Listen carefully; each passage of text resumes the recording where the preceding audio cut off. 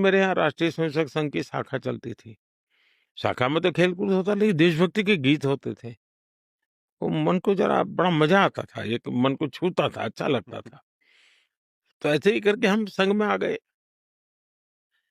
तो र संघ के एक संस्कार तो मिले कि भाई कुछ भी सोचो, करो। अगर वो पढ़ते हो तो भी सोचो कि मैं इतना पढ़ूँ, मैं देश के काम आऊँ। अगर व्यायाम करता हूँ, मैं ऐसा व्यायाम करो कि मेरा शरीर भी देश को काम आए। ये संघ के लोग सिखाते रहते हैं। अब संघ एक बहुत बड़ा संगठन है, शायद अब उसके 100 साल हो रहे हैं, ये 100वाँ वर्ष है और दुनिया में इतना बड़ा स्वयंसेवी संगठन कहीं होगा ऐसा मैंने तो नहीं सुना है। करोड़ों लोग उसके साथ जुड़े हुए हैं। लेकिन संघ को समझना इतना सरल नहीं है। संघ के काम को समझने का प्रयास करना चाहिए और संघ स्वयं तो एक पर्पज ऑफ लाइफ जिसको कहें, इसके विषय में आपको एक अच्छी दिशा देता है। दूसरा, देश ही सब कुछ है और जन सेवा ही प्रभु सेवा है। ये जो हमारे वेद काल से जो कहा गया है, जो हमारे ऋषियों ने कहा, जो विवेकानंद ने कहा, वही बातें संघ के लोग करते हैं। तो स्वयंसेवक को कहते हैं कि भाई तुम्हें संघ में से जो प्रेरणा मिली, वो 1 घंटा शाखा है, वो स्वयं नहीं, यूनिफ़ॉर्म पहनना वो स्वयं संघ नहीं है। तुमने समाज के लिए कुछ करना चाहिए और वो उस प्रेरणा के आज ऐसे काम चल रहे हैं, जैसे कुछ स्वयंसेवकों ने सेवा भारती नाम का संगठन खड़ा किया है।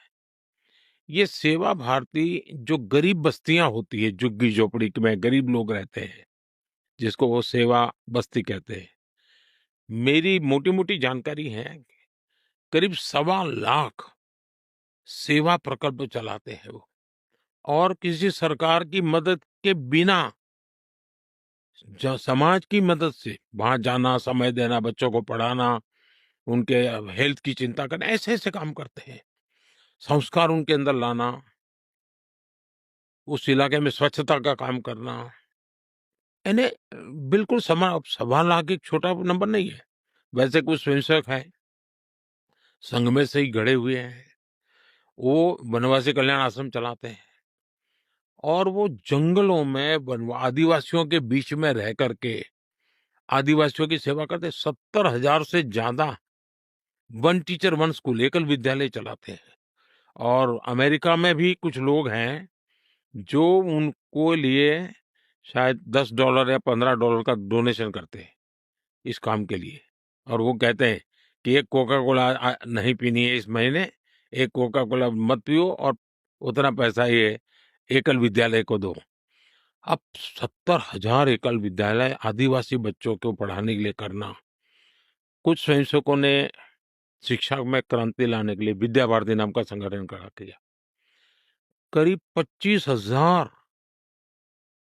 स्कूल चलते हैं उनके देश में और 30 लाख से छात्रा एट अ टाइम होते हैं और मैं मानता हूं तक करोड़ों विद्यार्थियों को और बहुत ही कम दाम में पढ़ाई हो और संस्कार को भी प्राथमिकता हो, जमीन से जुड़े हुए लोग हो, कुछ न कुछ हुनर सीखे, समाज पर बोझ न बने, यानी जीवन के हर क्षेत्र में वे, चाहे महिला हो, युवा हो, इवन मजदूर, शायद उन मेंबरशिप के हिसाब से मैं कहूँ तो भारतीय मजदूर संघ है, शायद उसके 55,000 के करीब यूनियंस हैं शायद और करोड़ों की तादाद में उनके मेंबर्स हैं। शायद दुनिया में इतना बड़ा लेबर यूनियन कुछ नहीं होगा और सिखा कैसा जाता है? लेफ्टिस्ट लोगों ने मजदूरों की मूवमेंटों को बड़ा बल दिया। लेबर मूवमेंट जो लगे हैं उनका नारा क्या होता है? Workers of the world unite, दुनिया के मजदूरों एक हो जाओ, फिर देख लेंगे, ये भाव होता है। ये मजदूर संघ वाले क्या कहते हैं, जो आरएसएस की शाखा से निकले हुए स्वयंसेवक मजदूर संघ चलाते हैं, वो कहते हैं वर्कर्स यूनाइट द वर्ल्ड। वो कहते हैं workers of the world unite, ये कहता है workers unite the world. Unite the world. ये कितना बड़ा वाक्य, दो शब्दों में इधर उधर है, लेकिन कितना बड़ा वैचारिक बदलाव है। ये संघ की शाखा से निकले हुए लोग अपनी रुचि, प्रकृति, प्रवृत्ति के अनुसार जब काम करते हैं, तो इस प्रकार के गतिविधियों को बल देते हैं।